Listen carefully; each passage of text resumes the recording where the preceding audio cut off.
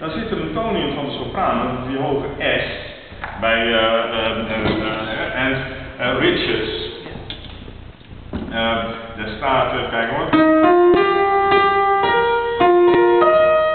En dat is dan een E-klank. En wat jullie dan doen, sopranen, is ook E-klank maken.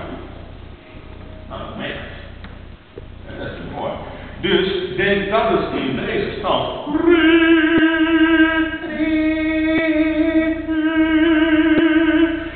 Enerzijds is het letter, want dit is niet hoog voor een sopraan. En als jij het wel vindt, sta je op de verkeerde plek. Dus dit is niet hoog. Dat is het eerste wat je gewoon tegen jezelf zegt. Dit is niet hoog. Dit is een S. Dat is een hoge noot voor een alt. Niet voor een sopraan. Ja? Dus als je het wel hoog vindt, moet je jezelf afvragen van oeps. Ben ik dan zo eerlijk in dit woord? Ja? Dus ik wil de sopraan even horen. Ook al staan jullie daar en daar. Dat vind ik alleen maar mooi en goed. We staan maar een beetje alleen.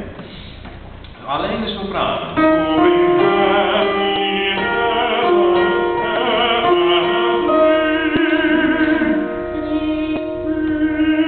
Denk er niet uit. Zing je eens.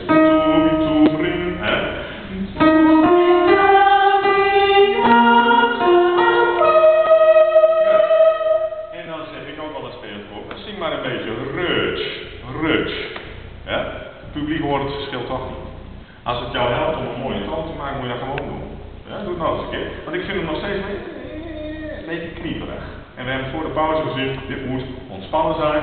Rutsch moet juist, wat moet je stroot doen? Rutsch moet open. Niet dicht. Gooi die stroot open, oefen dat. Doe dat nog eens. Dan zing maar rutsch.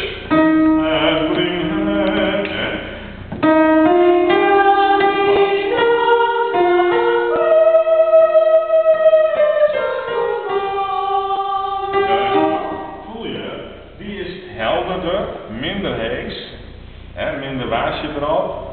En daardoor heel lekker om naar te luisteren. Het volgende vers.